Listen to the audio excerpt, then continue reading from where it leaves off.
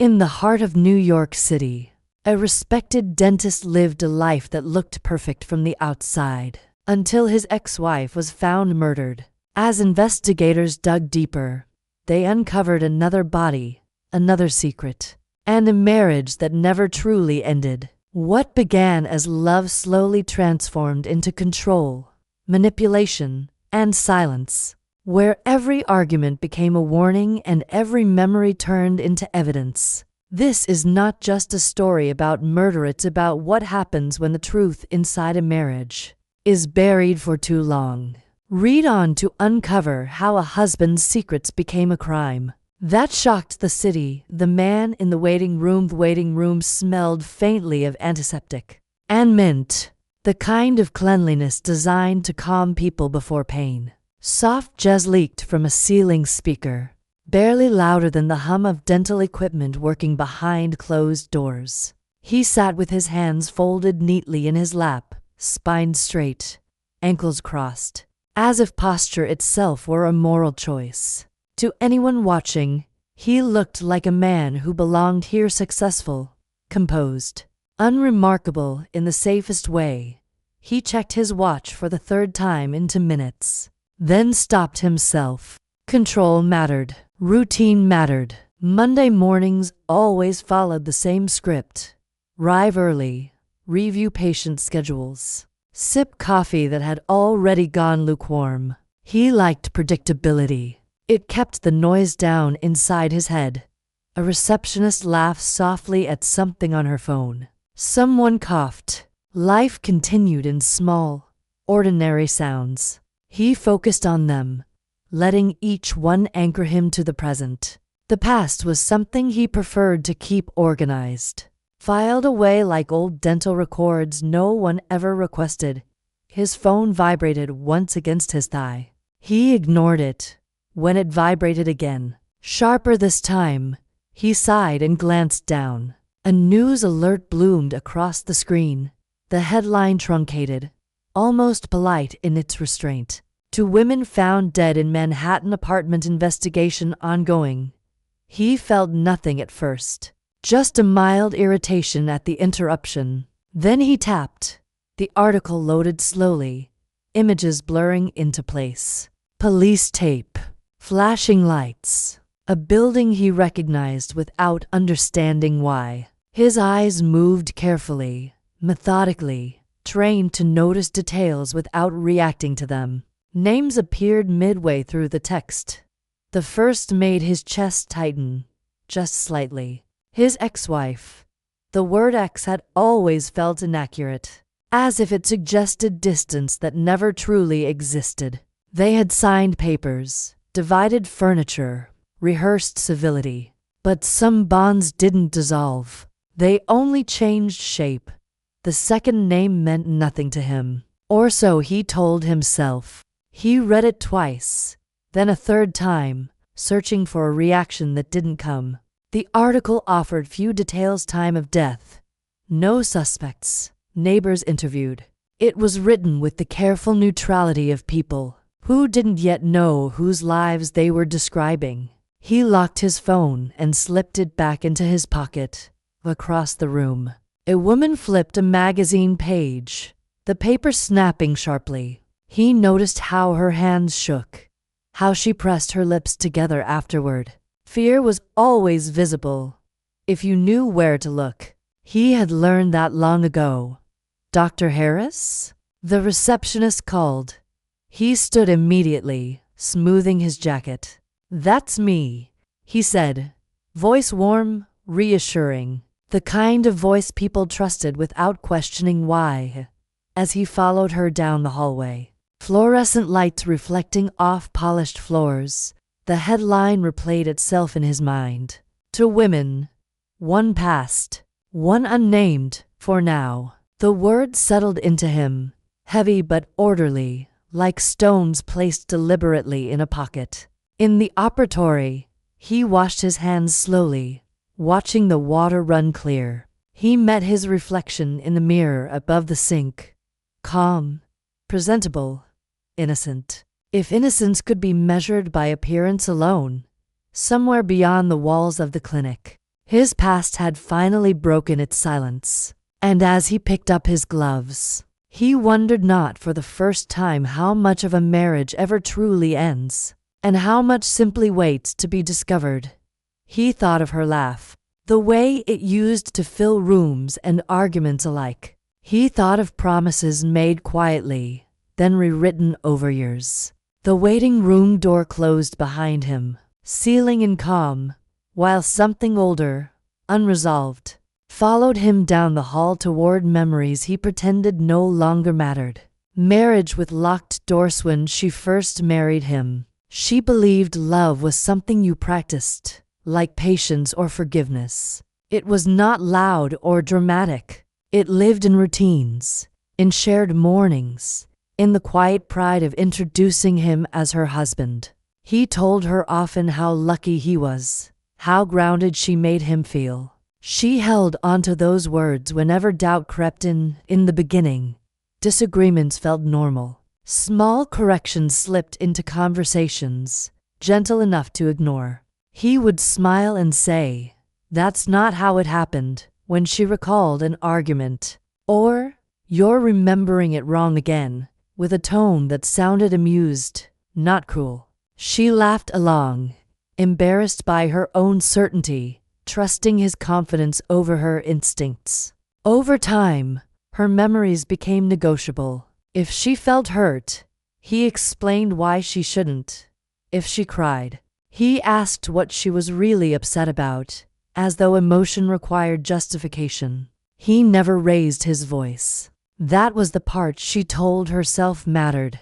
Calm meant safety. Calm meant love. Their apartment reflected this quiet control. Doors stayed closed, not locked, but always heavy. He preferred privacy. He didn't like guests dropping by. When she asked why, he said the world was intrusive enough. She agreed, wanting to be chosen over everything else. Isolation arrived dressed as intimacy, and she welcomed it without question. She began keeping small secrets of her own, though she didn't call them that yet. A lunch with an old friend she forgot to mention. A journal hidden beneath sweaters, filled with questions she felt ashamed to ask aloud. Writing became a place where her memories didn't argue back, where events stayed exactly as she remembered them. Whenever she tried to talk about the distance growing between them, he reframed it gently. Stress from work, her sensitivity, old trauma she hadn't resolved.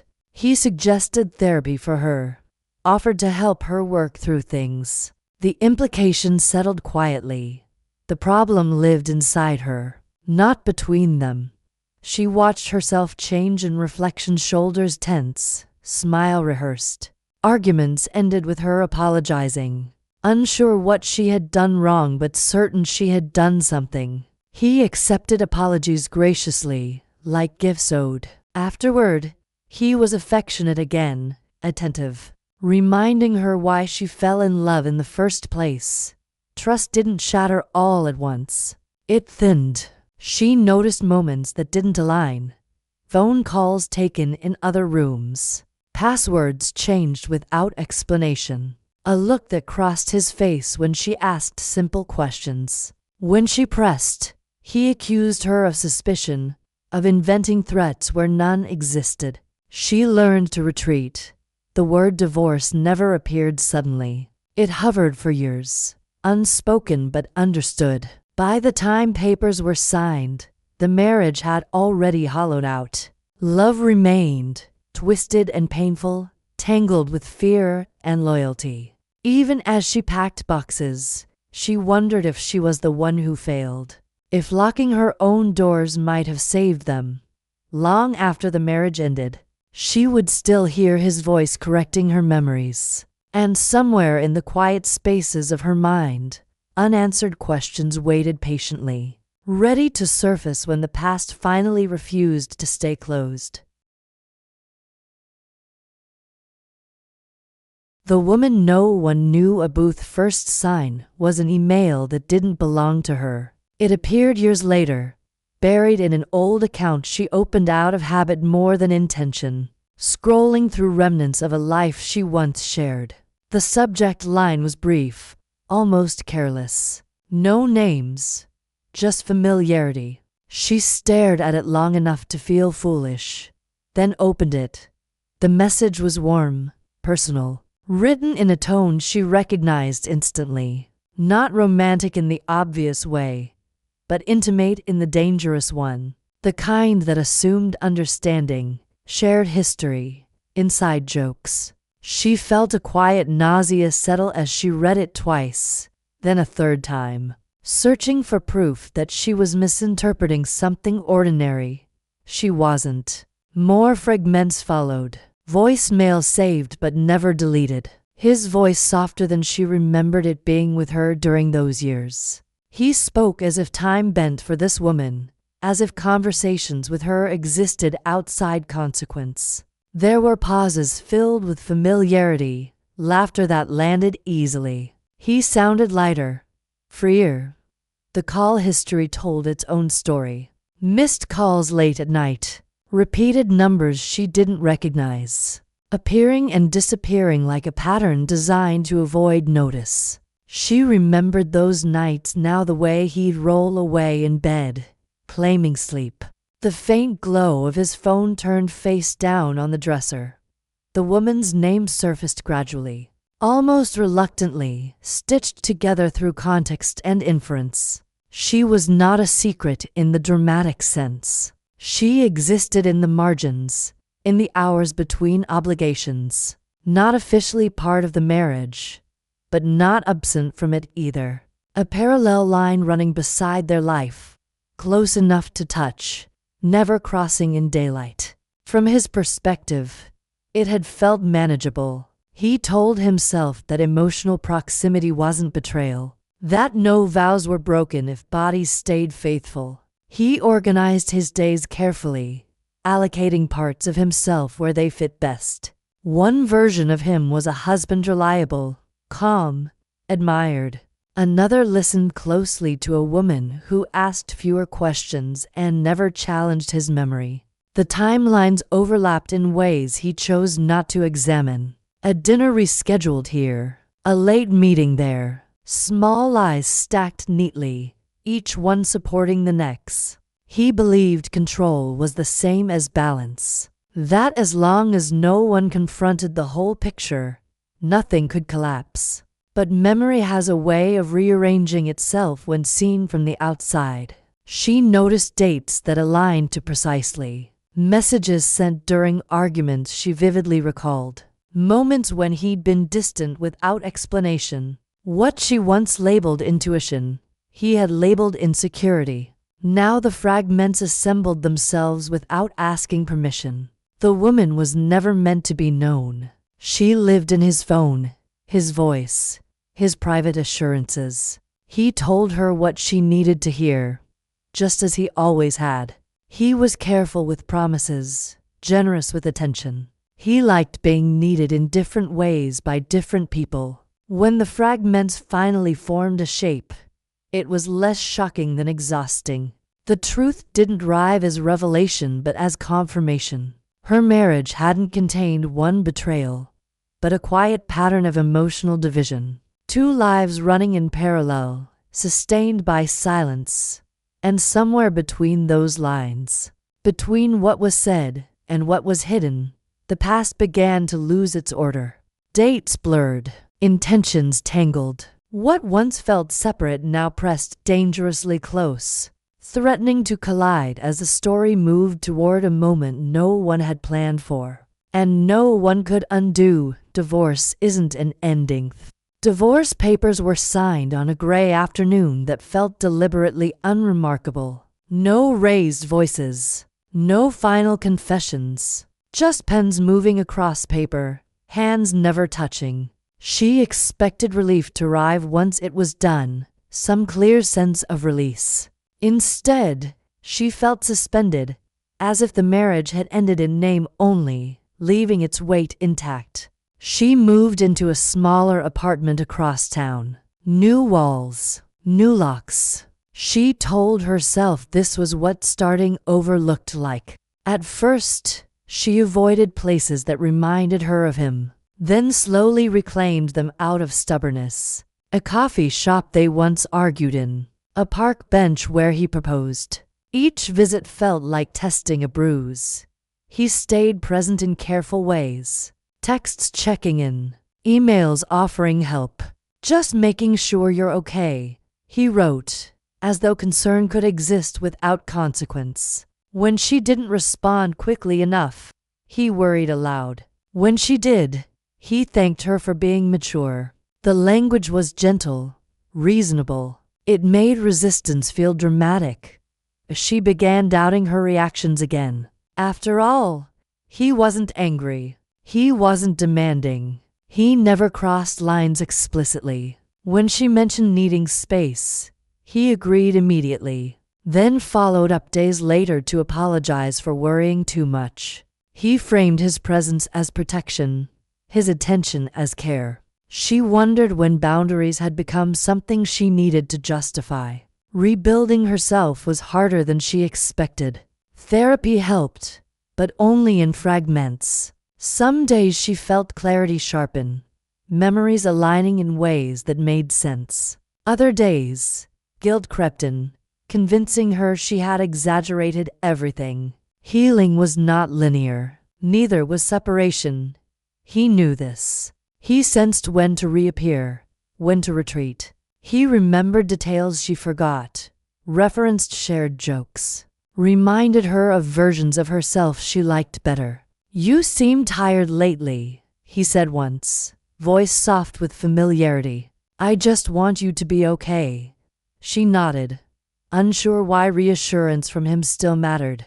Power shifted quietly. She noticed how often she adjusted her schedule to avoid awkwardness, how she softened truths to keep conversations calm. He remained steady, composed, as if divorce had changed nothing essential about his role in her life. The absence of conflict made his presence harder to name as harmful. When she started dating again, she didn't tell him. It felt safer not to. The secrecy unsettled her, echoing habits she thought belonged to the past. She hated that he still occupied space in her decisions, still shaped what she revealed and what she concealed. He commented once on her tone, suggested she sounded defensive. Another time, he reminded her how hard divorce had been on both of them, as though pain required equal distribution. She found herself apologizing, again unsure what offense she had committed. The legal ending had promised closure. Instead, it dissolved structure. Without defined roles, his influence slipped through cracks she didn't know how to seal. Love had transformed into something less visible but more persistent, woven into habits and reflexes. Some nights, alone in her new apartment, she replayed conversations, questioning her responses. She wondered if this lingering closeness meant they were handling things well, or if she was still standing inside something she believed she had escaped. Divorce, she realized, wasn't a door slamming shut. It was a door left ajar, one he knew how to keep from closing. And as time passed, the space between them didn't widen. It thinned, quietly, until separation felt less like freedom and more like another phase of the same unfinished story. Blood on white tile night did not announce itself with violence. It arrived quietly, like everything else that mattered. White tile reflected ceiling light in a way that made the room feel endless, spotless, untouched by consequence. The contrast was cruel. Clean surfaces, controlled angles, a place designed to erase discomfort. Somewhere nearby, a machine hummed softly, steady and indifferent. There was movement before there was meaning. A shadow crossing light. A breath caught halfway between panic and restraint. The sound of fabric brushing skin. Nothing dramatic. No scream that carried. Fear lived in smaller sounds, the scrape of a shoe, the hitch of air in a throat, the pause before something irreversible. She was aware of the floor first. Cold. Hard. unforgiving. Her hand pressed against tile still warm from the lights above. In another life, she might have noticed how clean it was, how carefully maintained. Now, she noticed only how easily fingerprints vanished when palms trembled. Time slowed into fragments. A voice spoke, low and controlled, words chosen carefully. Reassuring, almost familiar. The kind of tone meant to calm, not to threaten. She wanted to believe it. Trust had always been her reflex. Even now, part of her listened. The second woman entered the scene without ceremony. Not together, not planned, just overlapping moments colliding in the wrong order. Confusion thickened the air. The room felt smaller. Breath felt harder to find. The presence of another heartbeat changed everything. What followed was not chaos but compression. Space closing in. Motion reduced to instinct. Hands reaching, not striking. A struggle defined by proximity rather than force. The intimacy of it was suffocating. Too close to see clearly. Too close to escape. Afterward, silence settled quickly. It was not peaceful. What survives after truth? Courtroom emptied, leaving echoes and chairs still warm with presence. Outside, the city carried on unaware, indifferent, alive. Inside her mind, silence stretched like a taut wire. She felt it everywhere. In the apartment she now occupied alone, in the rooms they once shared, in the careful folds of memories she could not discard. Her voice lingered there. In fragments of thought and reflection, she traced the arc of their years together.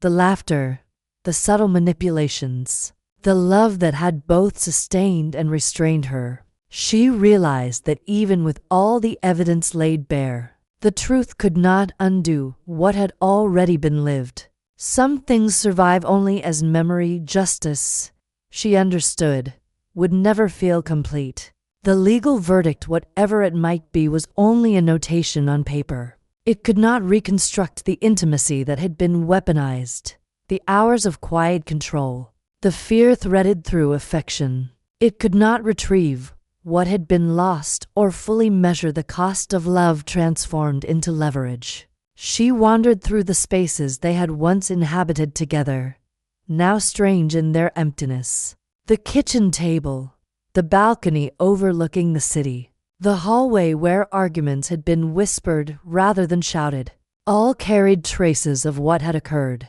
imprinted more indelibly than any trial could claim. Her thoughts returned, unbidden, to him. His calm, precise presence, his voice, so practiced it had always blurred between care and caution. She questioned him, of course, in memory and imagination alike, demanding answers that had never fully existed. But the answers were partial, incomplete, filtered through time and perspective, layered with both love and fear. She felt both liberated and tethered, free in the knowledge that she had survived, that she could make choices unmediated by his control, yet tethered to the weight of understanding, to the realization that some forms of damage endure even when the perpetrator is absent, even when accountability is enforced. Outside, the city continued its indifferent rhythm. Lives intersected briefly, then diverged. Headlines would fade, conversations would shift, but within her, the story remained vivid, a cautionary persistence of intimacy turned dangerous, of love corrupted by power and secrecy. The final question lingered, quiet but insistent. What can a marriage destroy when truth arrives too late? It was not a question of guilt or innocence. It was a question of survival, of memory, of the emotional architecture that holds lives together and, sometimes, shatters them.